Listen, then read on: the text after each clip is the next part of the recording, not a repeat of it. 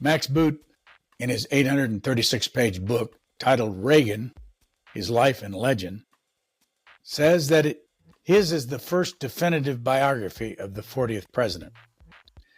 Boot suggests that Edmund Morris, the president's official biographer, quote, appeared to be so flummoxed by the complexities of Reagan's character that he produced Dutch, a memoir of Ronald Reagan that was widely criticized in spite of its acute insights, unquote.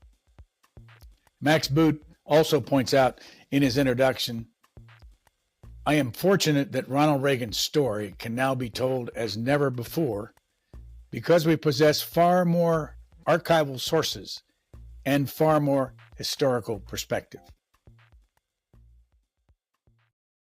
Do you know any social studies, media, or literature teachers in grades 6 through 12?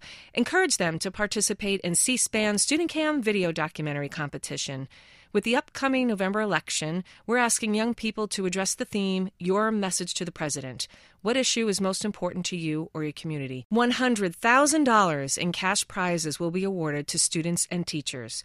To learn more, go to studentcam.org. Max Boot, would you go back in your own life and tell us what it was like to come to the United States in 1976?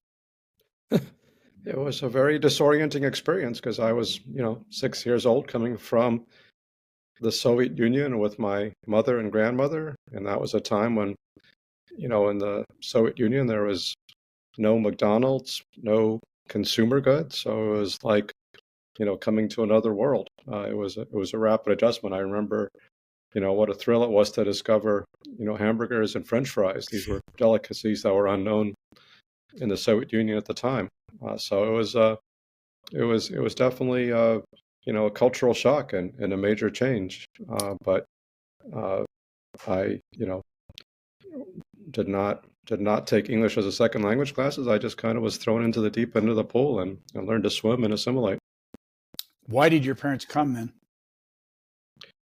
It was kind of typical of the Russian Jewish immigration from the Soviet Union to the United States in the 1970s, trying to escape the anti-Semitism and oppression of the Soviet system. And in the case of my parents, both my mother and father, although they came separately, they were both English teachers in the Soviet Union. And so it was kind of natural for them to come to the United States where they could use their English language skills. You talk about Ronald Reagan in your book and being from California and how much you liked him when you were young. When were you first introduced to him? I think I was first introduced to Ronald Reagan when much of the rest of the country was, when he was running for president in 1980. I was certainly had no memories of him as governor of California in the early 1970s, but obviously he, I entered my consciousness and entered the consciousness of the entire country with the 1980 campaign. And I remember some of the, I was living in a college town at the time, Riverside, California, while my mother worked at the University of California at Riverside. And I remember some of the fear and consternation of the professors and students at UC Riverside. I remember, bumper stickers like, Reagan tomorrow, World War III the day after, or something like that, basically suggesting that he was going to be a warmonger who's going to blow up the entire planet. But I always liked Ronald Reagan as a kid. He was somebody who kind of made conservatism cool in the 1980s and kind of made me a conservative and a Republican. And especially coming from my background, having escaped the Soviet Union with my family, like a lot of immigrants from communist countries, I tended to gravitate towards the right side of the political spectrum. And so thrilled to Reagan calling out the evil empire and saying, Mr. Gorbachev, tear down this wall. So I had, great affection for him and growing up. In your book, you tell us about the actual phrase evil empire and who invented it. Tell us that story. Well, that was a phrase that Reagan used in 1982 to speak to a National Association of Evangelicals. And that was a phrase that the White House speechwriters inserted into the speech.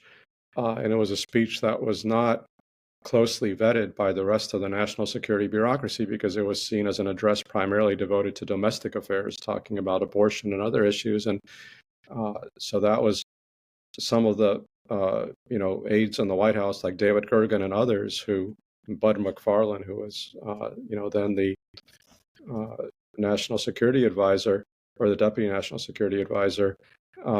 Some of those aides became quite alarmed by some of the rhetoric in the speech, and toned down some of it. But they left in the phrase about the evil empire, and that was actually, people forget the context of that speech because that was coming at a time when many religious organizations were endorsing a nuclear freeze, which was something that the White House was opposed to because they thought it would give the Soviet Union a military advantage over the United States and its allies. And so that speech was basically intended to warn evangelicals from going down the same road as other Christian denominations and telling them that they shouldn't endorse a freeze and they shouldn't, imagine there was any moral equivalence between the United States and the Soviet Union. And hence he called the Soviet Union the evil empire and a focus of evil in the world.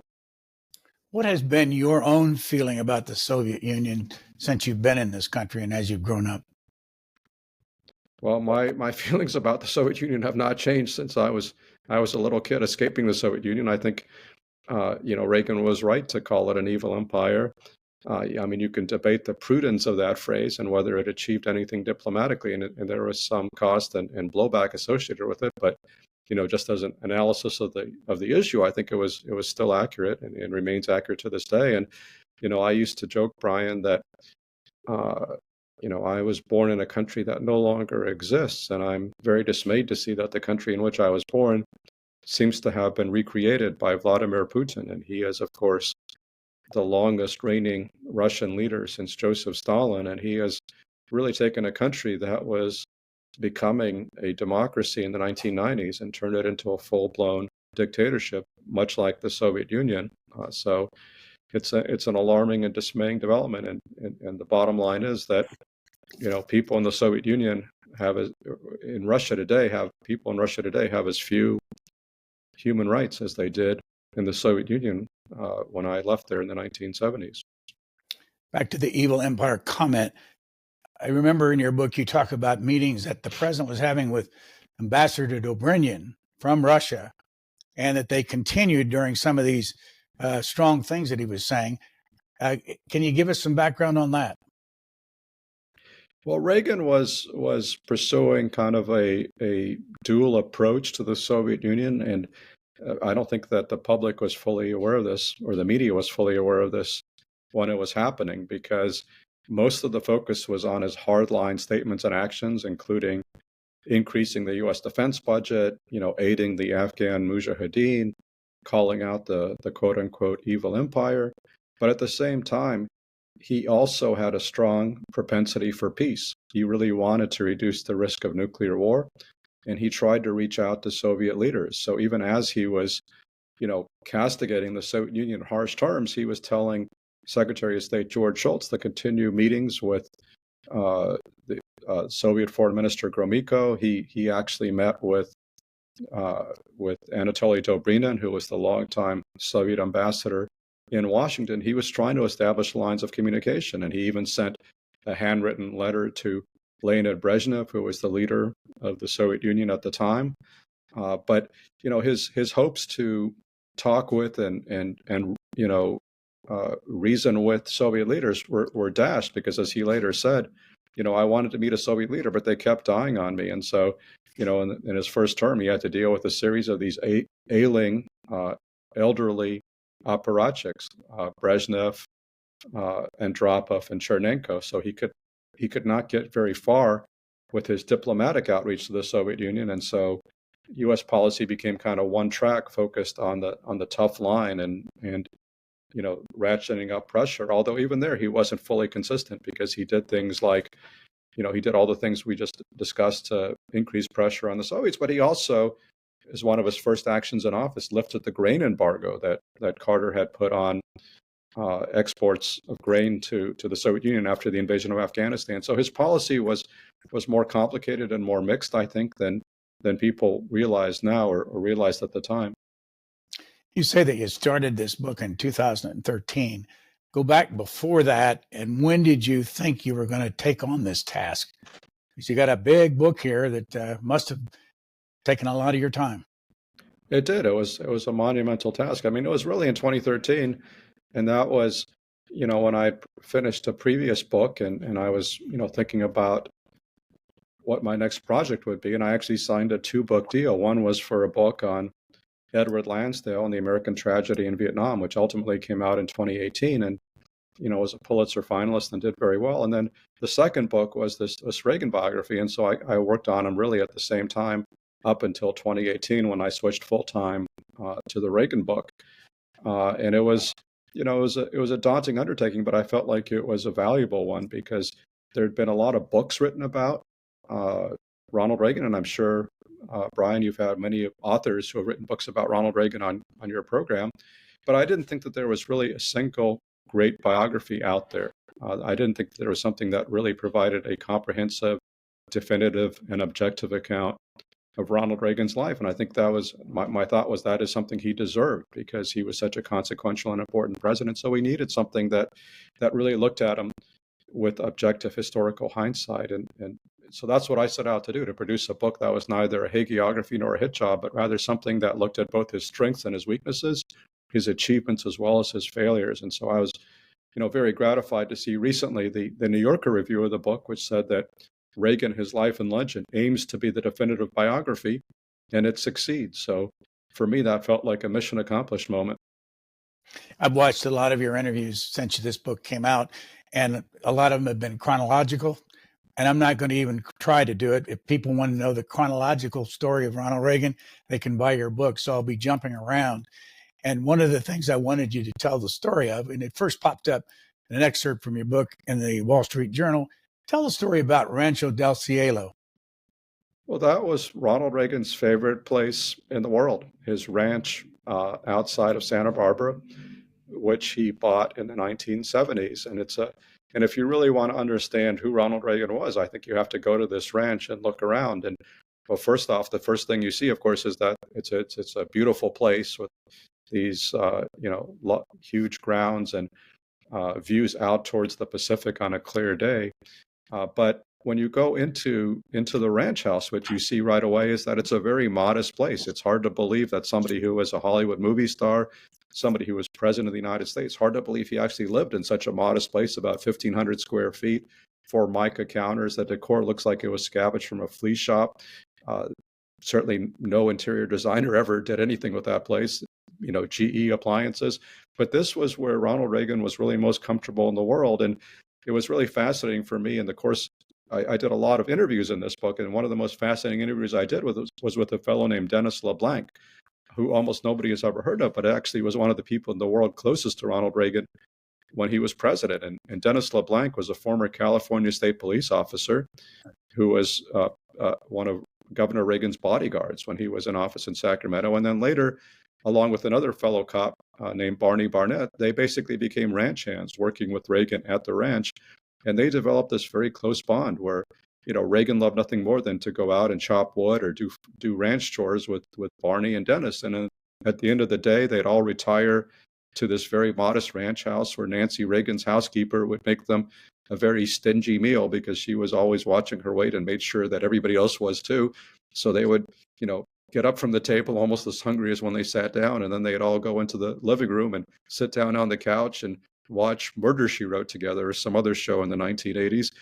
And then, eventually they'd all be falling asleep in front of the TV, and Nancy would kind of tap Dennis on the foot and say, "Time to go to bed." And Dennis and Barney would shuffle off to their trailer where they were sleeping, and Ron and Nancy would go off to their very modest bedroom. And this was what made Ronald Reagan the happiest in the world. These were the people he was the closest to in the world, which, is not the impression you get when you see all these pictures of Reagan and at international conferences or hobnobbing with various moguls. But this was really the true Reagan, who shows you no matter how far or how high he climbed, he always remained very down to earth.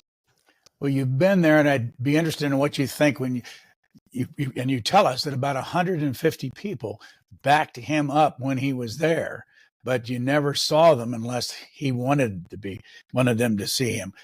What did they do when they were there?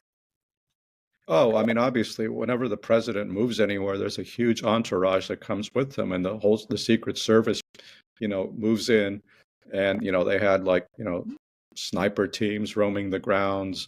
I mean, he was never true. Obviously, there's a White House medical team, there's a White House communications team. They put in a helipad so that Marine One could land there. There was just all sorts of things that were done uh, to make it the Western White House, so he could stay in communications.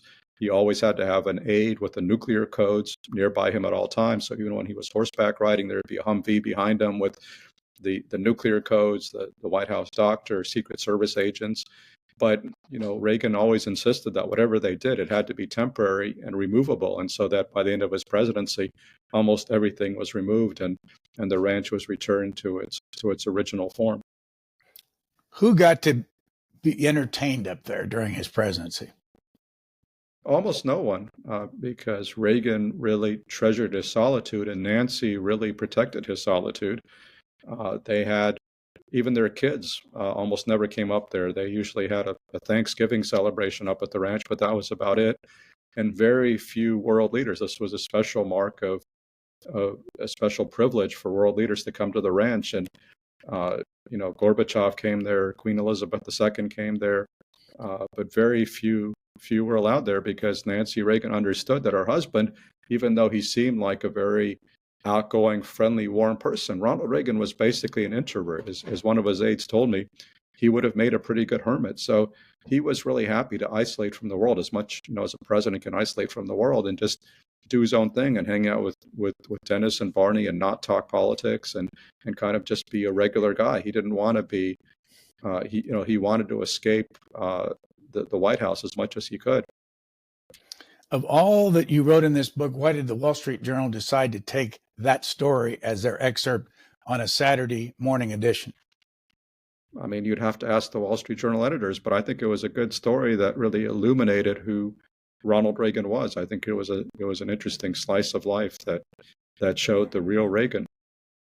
I want to quote from your book on page 634. You'll know the story quickly. Quote, "Don't give me that crap," the grizzled Irish-American political snapped. "Those stories may work on your rich friends, but they don't work on the rest of us. I'm sick and tired of your attitude, Mr. President."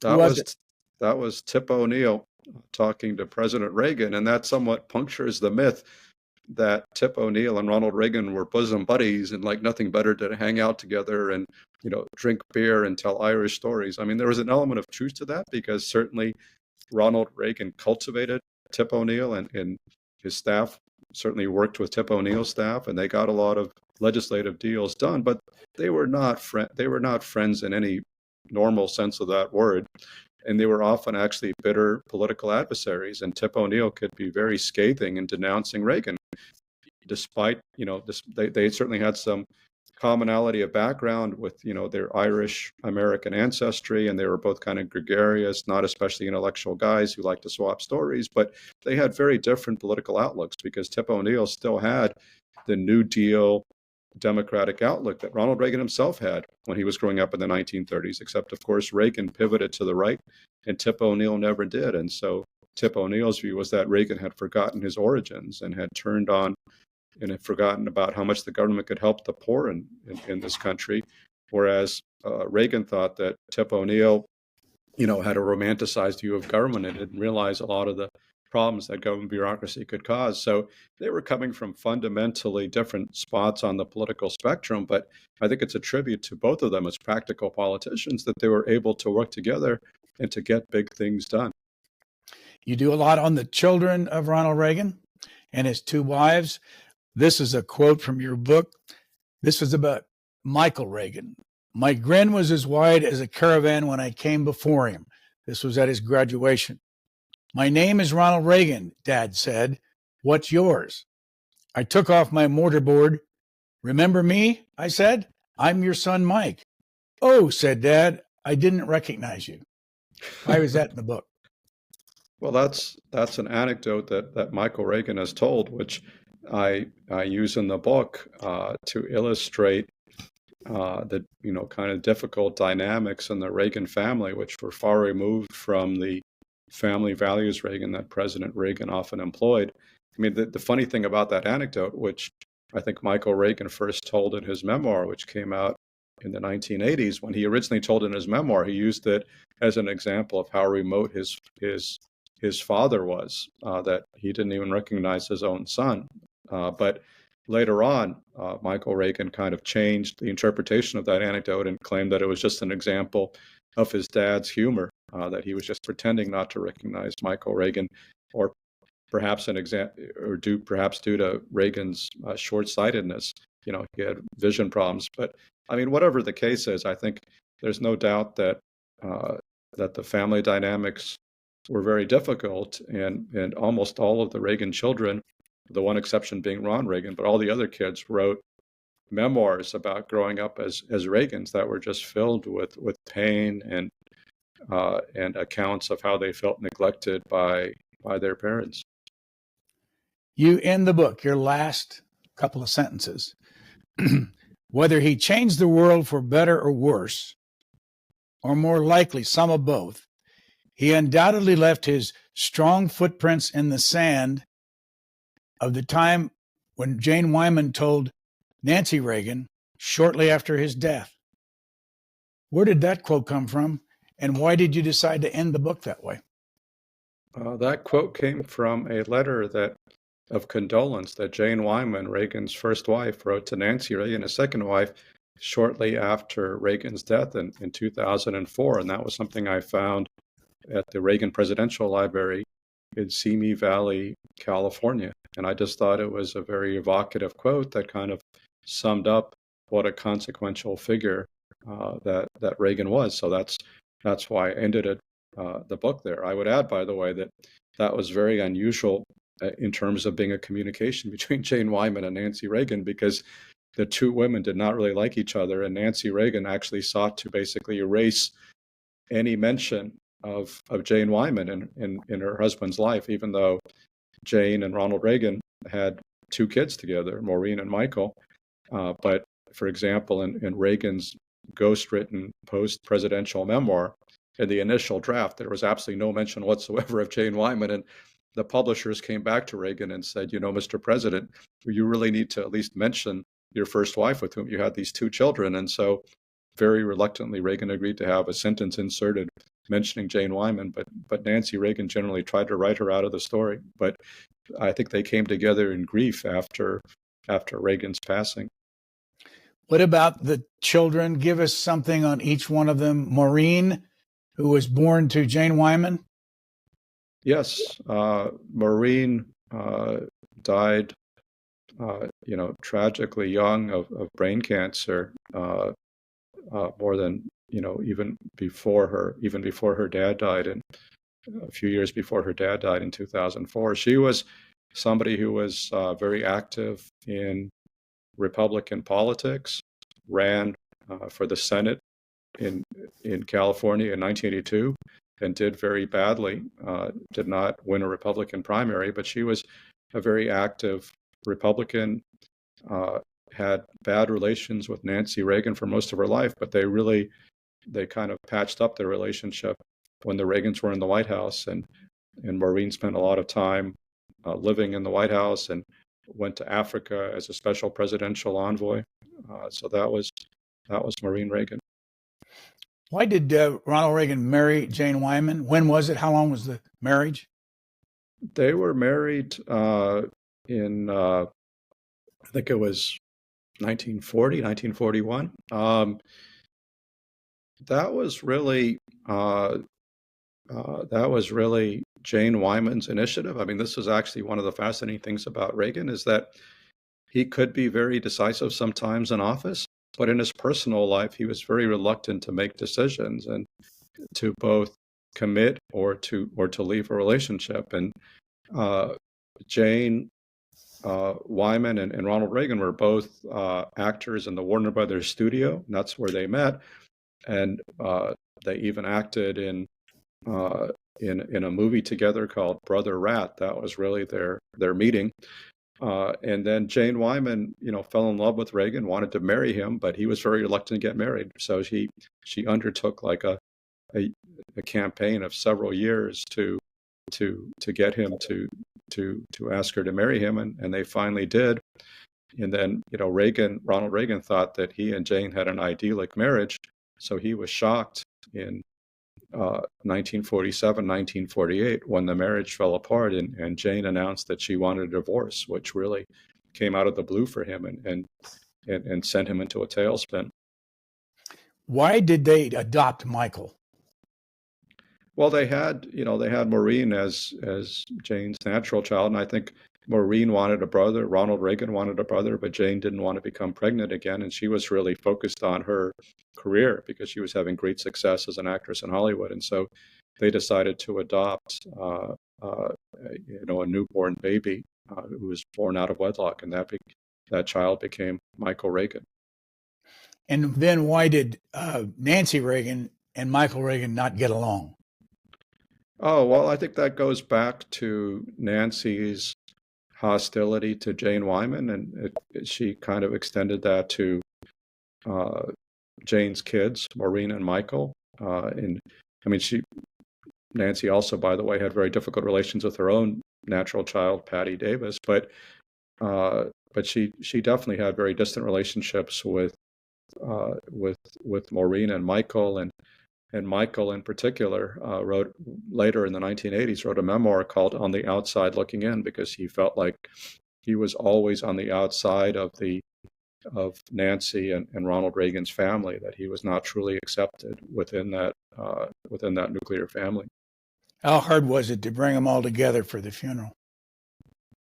I mean, I don't think it was hard to bring them together for the funeral, but that's one of the few occasions when they all came together. They had, very little communication. And one of the things I actually found funny when I was researching the book is, I would talk to Patty or Ron, and they would ask me questions about each other because they weren't really in communication with one another. So it's a very distant and fractured family, as the family members themselves would be the first to admit. I mean, that's the way Ron or Patty would certainly characterize it. How open were they to you when you talked to them? They were very open. I think I had, really interesting and probing conversations, and they, both Patty and Ron read the book and liked it, and so they learned things about their father from it, so they didn't have anything that they really wanted to change. You have a prologue and an introduction. Why did you decide to do both? Oh, well, the prologue is just setting the dramatic scene of Ronald Reagan's death, that is, home in Bel Air, and then in 2004, and then the state funeral that followed, just to, introduce readers to what a important and consequential president he actually was, and the outpouring of grief that greeted his passing after a decade of coping with the tragedy of Alzheimer's. So I wanted to bring readers into the story, and then just use the introduction to frame the narrative and talk about why I wrote this book, and to give readers an overview of some of the paradoxes of Ronald Reagan that you need to understand to see who he really was. When did you first start writing anything that's in the book, and what was it? Oh, that's a great question. Well, I think, the first things I wrote were in fact the prologue and the introduction, and those were written in one form or another a long time ago, probably 2013, 2014, because that was part of the sales pitch for the book. That was how I convinced the publisher that they should take this book on. I mean, I rewrote both of those extensively, of course, as time went on, but that was there. And then in terms of the main body of the manuscript, when did I start writing that? It was probably 2021. It took a couple of years, I think, to write a draft of the book, and then of course it went through many revisions along the way. Where did you write it? Oh, mainly either in my home, my tiny little home office in New York, or in my office at the Council on Foreign Relations in New York. One of those two places, or both of those places. And do you have an outline before you begin, or you just jump in and go? I do have I have a very rough outline. I certainly had a list of potential chapters, but that changed radically as I was actually working on the book, and I would realize this belongs here, that belongs there, this is one chapter. So all these things were very much in flux as I was writing. I had a general idea, and of course, the general outline of the book is chronological. So, aside from the prologue, which starts with Ronald Reagan's death, that the rest of the book, as you know, is basically cradle to grave, and so that provides the rough outline of the book. But in terms of the actual chapters and how it's organized within that, all that was changing as I was writing it. Going to jump way beyond this to one of the more interesting parts of the personal stories in the book, and that is the relationship between Cap Weinberger and George Shultz. Why did they not get along, or why did they fundamentally, seems like, disagreed on almost everything? Yes, they did, and that was a major problem because you had the two major players in President Reagan's foreign policy, the Secretary of State and the Secretary of Defense, couldn't stand one another and disagreed on almost everything. And so that was a major problem for the administration. At one point, Bud McFarlane, who was the national security advisor, said to Reagan, Mr. President, the constant feuding between Cap and George is really paralyzing us. You need to get rid of one of them. Just make a decision, and we'll have a more unified team. And Reagan refused to do that. He was always reluctant to engage in any personal confrontation. And so he basically said, well, Cap and George are my friends, so we just have to they're both my friends, so you just have to make it work out. But the result of that was that there were often, major problems in implementing Reagan's foreign policies. What was the difference between their thinking? I mean, they had many differences on many different issues. When it came to the Soviet Union, I guess you could kind of characterize it by saying that Weinberger was kind of the hardliner, and Shultz was somebody who believed in talking with the Soviets and trying to reduce tensions. When it came to the use of force, especially in the Middle East, George Shultz was somebody who was much more interested in using force, whereas Weinberger was much more reluctant to use force.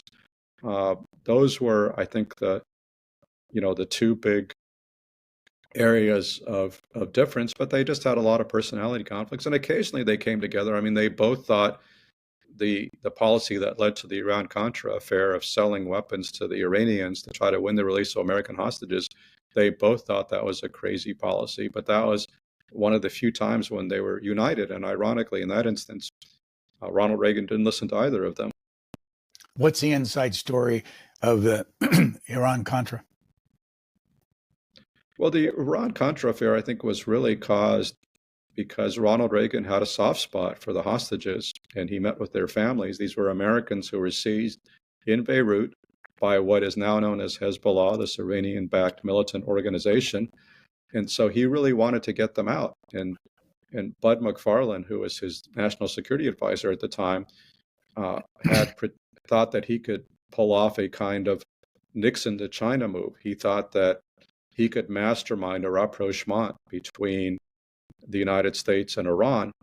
And so all this came together in this policy that Bud McFarlane implemented to sell weapons to the Iranians to win the release of hostages, which he thought would also strengthen a supposed moderate faction in Tehran. It turned out there wasn't really any moderate faction in Tehran, and while the Iranians gave back some hostages in return for all these weapons, they seized more, so it was a net wash. And then what really turned Iran-Contra from a blunder into a scandal was when John Poindexter, who was McFarlane's successor as national security advisor, and his aide, Oliver North, decided to funnel the profits from the sale of arms to Iran to the Nicaraguan Contras, this rebel movement in Nicaragua, even though Congress had passed something called the Boland Amendment, which prohibited U.S. funding of the Contras. And so this was basically a violation of this law enacted by Congress. And that's when that blew up in the fall of '86, that caused the biggest scandal of Reagan's presidency, and one that he barely survived.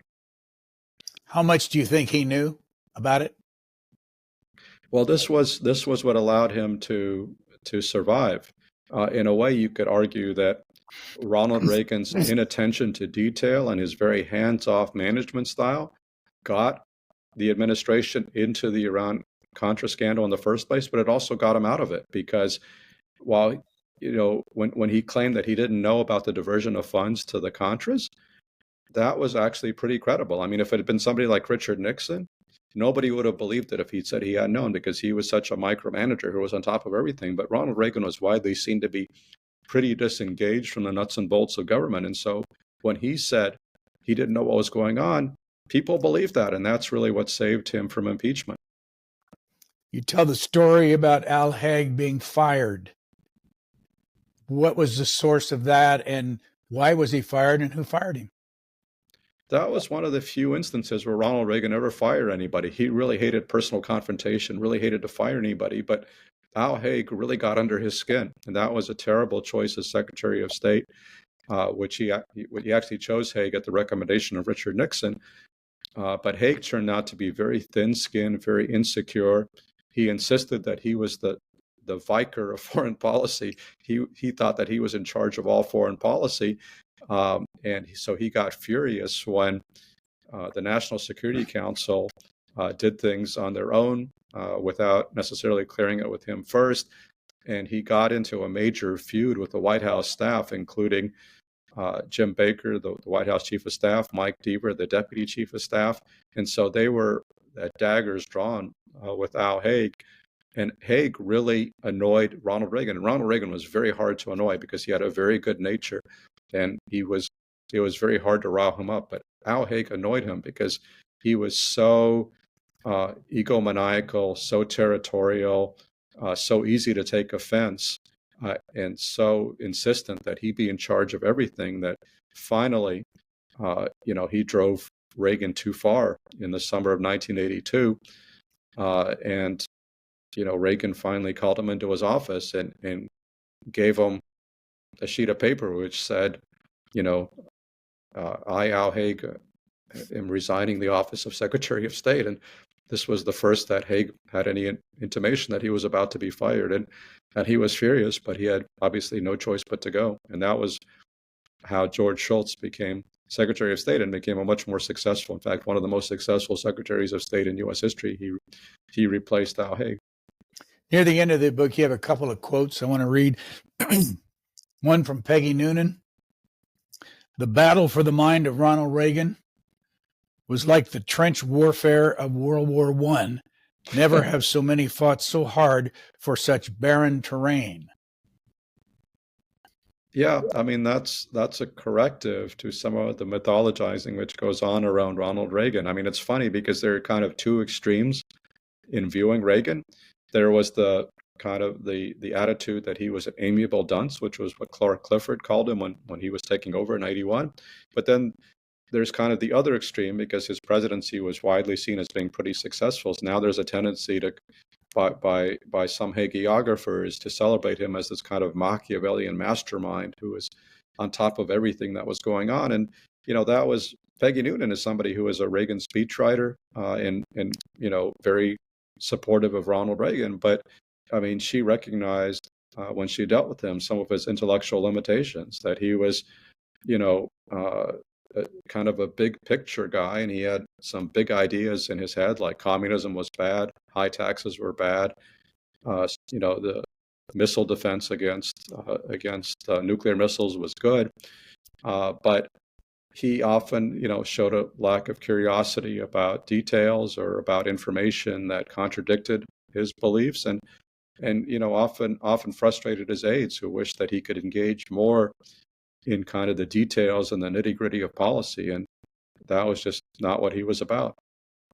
Another quote from Lynn Nofziger, while insisting Reagan wasn't dumb, and that's in quotes, put him no higher than the top 20% in intelligence, and acknowledged that he didn't have the same analytical mind as Jimmy Carter or Richard Nixon.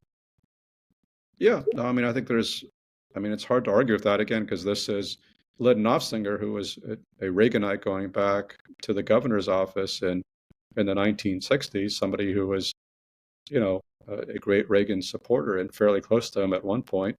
I think, as I quote in the book, I think the best way to sum up Reagan is to use a quote that was often used about Franklin Delano Roosevelt, one of Reagan's boyhood heroes. It was said that FDR had a second-class intellect and a first-class temperament. And I think exactly the same thing is true of Ronald Reagan. He was not an intellectual, but he had a wonderful temperament, and that really carried him far. And that was incredibly important because it really restored America's trust and confidence in the presidency and in America's own future after the very troubled and difficult 1970s. How many places did you travel to understand Ronald Reagan? I mean, quite a few, everywhere from his boyhood haunts in Dixon, Illinois, to his ancestral home in Ireland, to Reykjavik, where he had the famous summit with Gorbachev in 1986, to, of course, the Reagan Library in Simi Valley, California, where his papers are housed.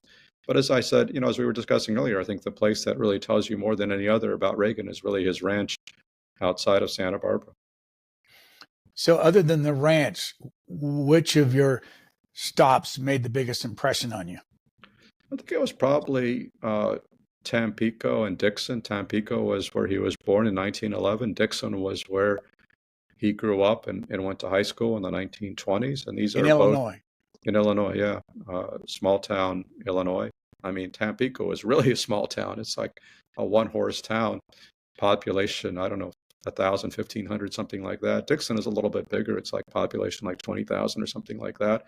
But these are really small towns, and this was where Reagan grew up. And later on, Disneyland opened up in Anaheim, California, and one of the attractions was something called Main Street USA.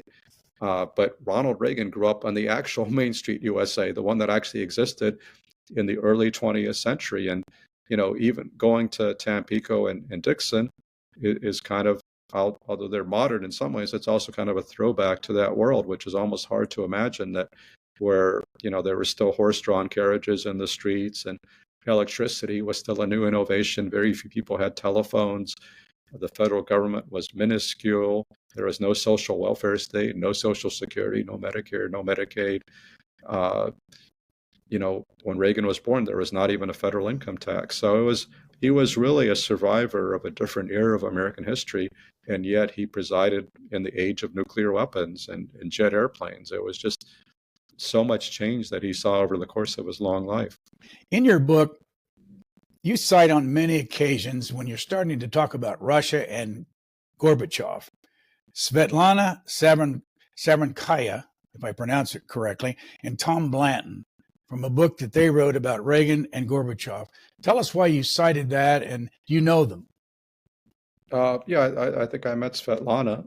They're researchers at the National Security Archive in Washington, and the book was really just a collection of transcripts from the Reagan-Gorbachev conversations at their summit. So that gives you kind of a worm's eye view of the relationship between the two men, and that was extremely useful. I mean, I actually had some of those transcripts as well from the Reagan Library, but they just happened to collect it all in one place and published it, so it's just convenient to cite their book. The reason I ask you that is, when do you hesitate to quote from a book? I mean, how do you decide that a book is legitimate and it's true?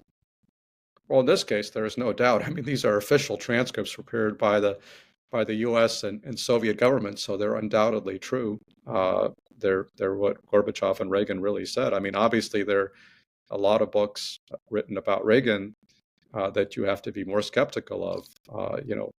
Kitty Kelly, for example, wrote a book about Nancy Reagan, which included some things that were true, but a lot of things that are may or may not be true, but are very hard to verify in any case. So I had to be very skeptical when dealing with a source like that.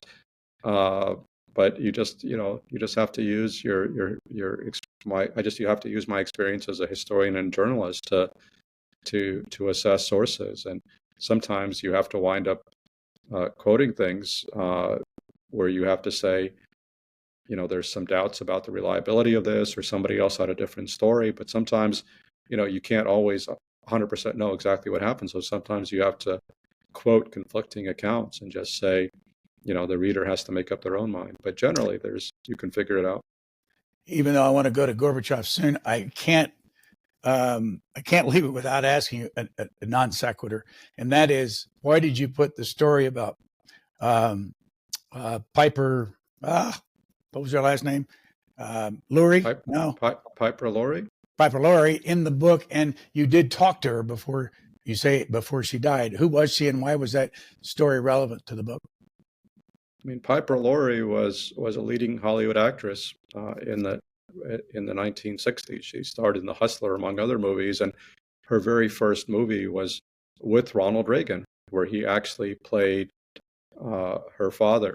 And as she later recounted, this was in the period between his divorce from Jane Wyman and his marriage to Nancy Reagan. So he was a single guy in Hollywood. And as he himself said, that he had relationships with a lot of starlets at that time, and that was kind of his one period of being a ladies' man in Hollywood. And what she recounted in her memoir how he seduced her when she was 18 years old and he was in his 40s, and she went along with it very willingly, and recounted losing her virginity to Ronald Reagan, but then not being thrilled enough with the experience to want to continue a relationship with him. But that was just the smallest story that illuminated his very brief Playboy period in between marriages in Hollywood. What part of this book did you enjoy writing the most?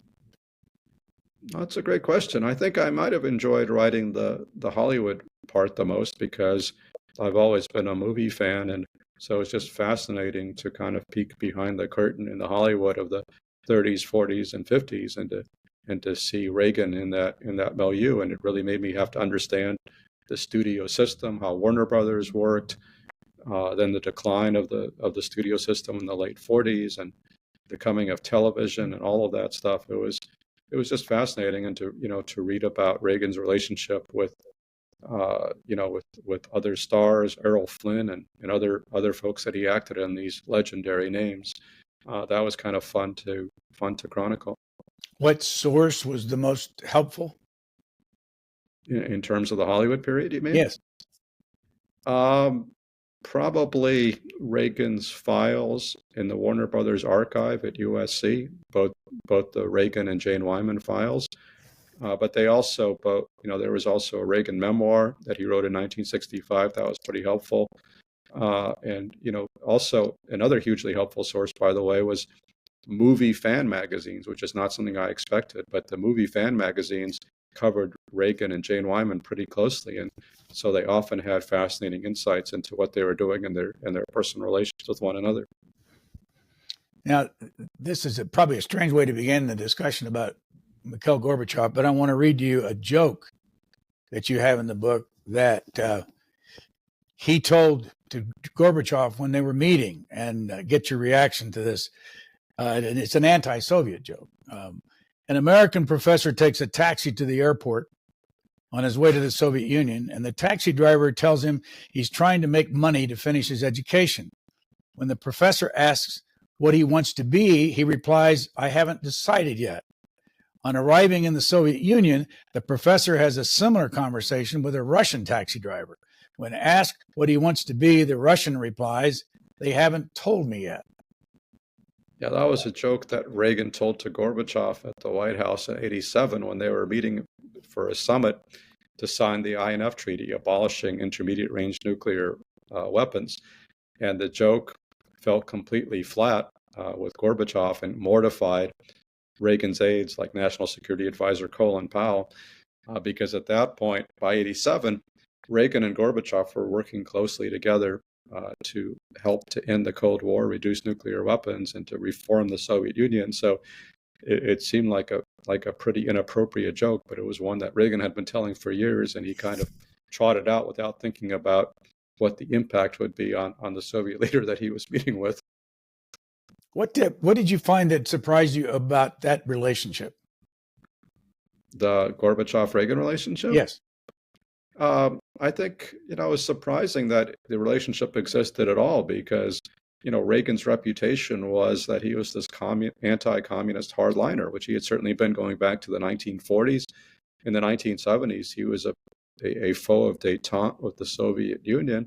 And yet here he was in his second term in office, establishing a pretty close rapport with the number one communist in the world, Mikhail Gorbachev, and working together with him to peacefully end the Cold War. I think, and he was doing that, by the way, in the face of advice from Caspar Weinberger and other hardliners that he shouldn't trust Gorbachev. But Reagan met Gorbachev in Geneva in 1985 and came away concluding this was somebody I can do business with, and so he did. And I think that's the ultimate tribute to Reagan's pragmatism, that he was able to put aside decades of anti-communist ideology and to work with this communist leader to make the world a safer place. How did he prepare, meaning Ronald Reagan, for the first meeting in Geneva? Reagan underwent extensive preparations with, lots of briefings, lots of briefing books. His staff even did some videos to communicate that way about Reagan, Gorbachev's outlook and the conditions in the Soviet Union. One of the most influential advisors he had was actually somebody who was completely outside of the government, a woman named Suzanne Massey, who was married at that time to the historian Robert Massey. And Suzanne Massey was kind of a self-taught student of Russian culture and often journeyed to the Soviet Union and was convinced that Russia had this wonderful and rich culture and that it had great people and that, they didn't want to be ruled by communist leaders. They actually wanted freedom. And so she would come back and talk to President Reagan and communicate some of her views and her enthusiasm for ordinary Russian life and Russian culture. And I think that also influenced him in his dealings with Gorbachev. What about the Reykjavik meeting? What happened? Well, the Reykjavik summit in 86 was kind of a last-minute meeting that Gorbachev suggested at a time when they weren't planning to have a summit. And so they came together in Iceland, and it turned into this very dramatic 2-day encounter where at one point Gorbachev and Reagan came very close to an agreement to abolish all nuclear weapons within 10 years. That would have been a historic achievement. But ultimately, their hopes of an accord were frustrated because Gorbachev wanted Reagan to give up on the testing and development of SDI, the Strategic Defense Initiative, to missile defense. And Reagan was very devoted to SDI, even though the scientific experts at the Pentagon didn't think that it was likely to be successful and certainly didn't think it was going to be tested anytime soon. But Reagan refused to make any compromises on SDI. And so as a result of that, the meeting broke up in failure and mutual recriminations. And at the time, it was seen as a major setback for superpower relations. But in fact, in hindsight, it turned out to be only a small bump down the road. And the next year, Gorbachev and Reagan came together, as we were just discussing, in Washington to sign this truly landmark treaty abolishing intermediate-range nuclear weapons on both sides. You still speak Russian? I don't. I understand it a little bit, but my process of assimilation was all too successful, so I kind of lost my initial Russian as I learned English. Are your parents still alive? My father is still alive. My mom died in 2018, and my stepfather also died a couple of years ago. Anything that your father says about the old days in the Soviet Union, comparing it to what's going on there today, that's relevant, that you've listened to? I mean, nothing that really jumps out at me. I mean, he's, I think it's certainly obvious to many people who are, old Soviet emigres that Putin, who was this former KGB colonel, is kind of in many ways recreating the old Soviet system. I think with the one big difference being that in the old days of the Soviet Union, it was kind of an oligarchy that was ruling in the Politburo, which had a number of members. And today it's much more of a one-man dictatorship in Putin. And so that's a big and dangerous difference from the past. Have you been back to Russia since you left? I have not. And we were talking with my mom about doing a family trip, and then she got sick and died. And obviously now, since the invasion of Ukraine, there's no way that I'm visiting Russia. I think that'll have to wait until there is a post-Putin regime. Did you meet Mr. Gorbachev when he was alive? I did not. I wanted to, and I reached out to him. I wanted to interview him, but by the time I began work on this book, he was in poor health, and so he wasn't really doing interviews. So I regret not being able to talk to him. Did you ever meet Ronald Reagan? I did not. I mean, I certainly was alive when he was president. I attended one of his campaign rallies, but I never got to meet him in person.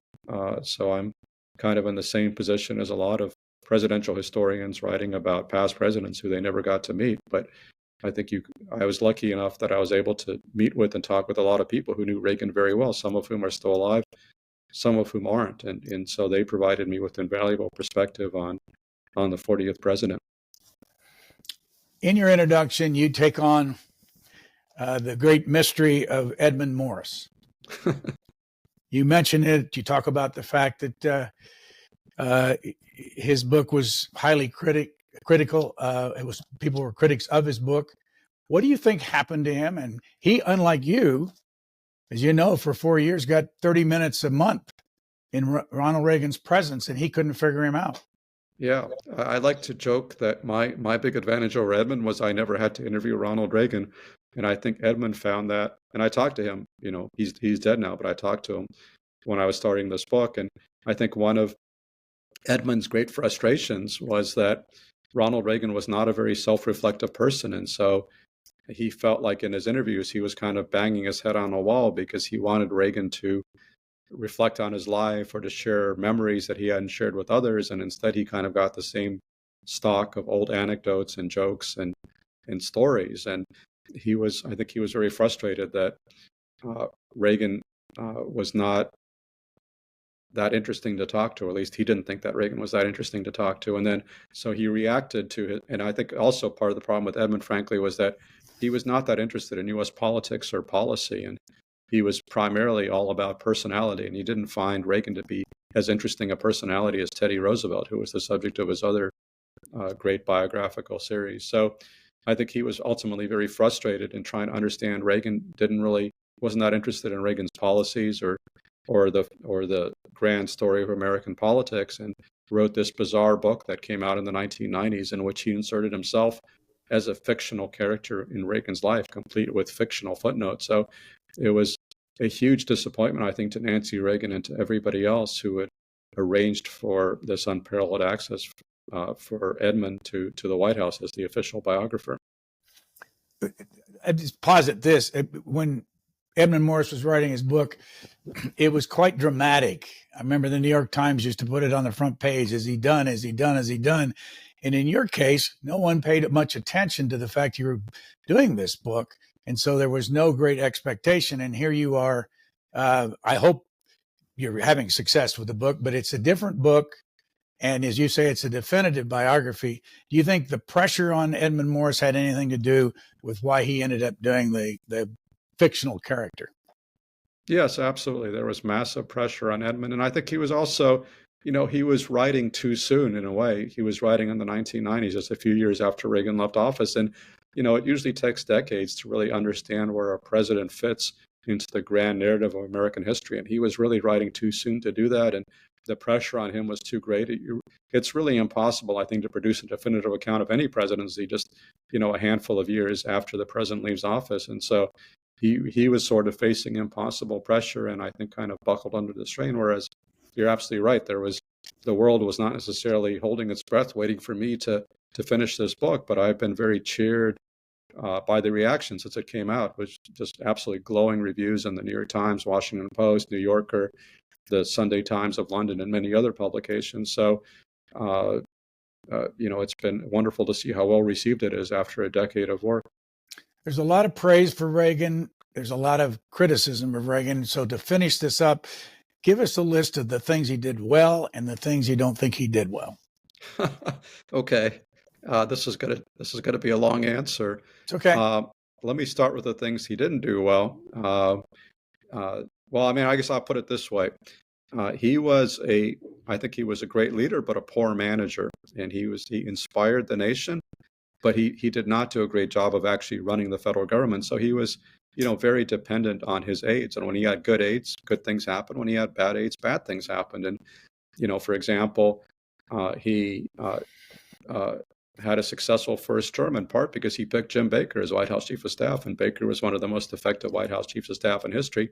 His second term got off to a rocky start and, resulted in the Iran-Contra affair because Baker and Treasury Secretary Don Reagan decided to switch jobs, and Reagan turned out to be a terrible White House Chief of Staff with no political instincts and no way to save Reagan from aides who were up to no good. So that was Iran-Contra was clearly the big scandal. But there were others, including HUD and many other scandals in the Reagan administration. I think, the things that Reagan was usually criticized for in the 1980s don't seem so bad today. Democrats often attacked him for running up large budget deficits.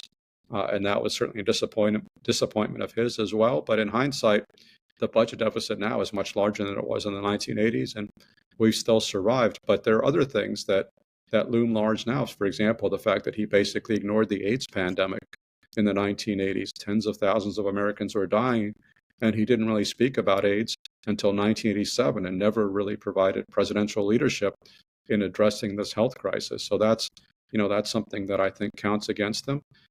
He could often be very insensitive to the concerns of African Americans. And he had throughout his career, he often took advantage of white backlash politics, opposed civil rights legislation, tried to roll back some civil rights legislation when he was president, opposed the Martin Luther King holiday, was opposed to strong sanctions on South Africa, even though he was calling out human rights abuses behind the Iron Curtain. So I think those are, some of his salient failures and setbacks as president. But I think he was still a very successful president who has been rated in the top 10 by presidential historians. And I think for two primary reasons. The first of those being that he really helped the nation to recover from the turmoil of the 1970s, Watergate and Vietnam, stagflation, the Iran hostage crisis, gasoline lines. It was in many ways a terrible decade, and America was really feeling low and defeated when Reagan took over in 1981. And yet, within a handful of years, he restored America's spirits and was able in 1984 to run for re-election, claiming it was morning in America and win 49 out of 50 states, which seems like a mythical achievement today, but he really pulled it off. And so he was able to bring the country together, inspire the country, work across partisan lines, get things done, and really help the nation to recover its self-confidence and optimism about the future. And his other big achievement, which we were just talking about, was working with Gorbachev to end the Cold War peacefully, which was a supreme display of pragmatism. So my conclusion on Reagan is that he certainly had a lot of failures as president. He had a lot of failings as a person, but he was fundamentally a great president who achieved big things. I didn't mark it, so I can't even read it. I probably wouldn't anyway, but there is a quote in there from Jim Baker, and I almost ought to challenge people to find it because it's strong and direct. And I'm somewhat of a surprise when I read it. Anyway, Max Boot, the book is called Reagan, His Life and Legend, 836 pages. Thank you for joining us. Thanks for having me, Brian. You're always the best interviewer in the business. Thanks for listening to the Booknotes Plus podcast. Please rate and review Booknotes Plus, and don't forget to follow so you never miss an episode. Questions or comments, we would love to hear from you. You can email us at podcasts@c-span.org.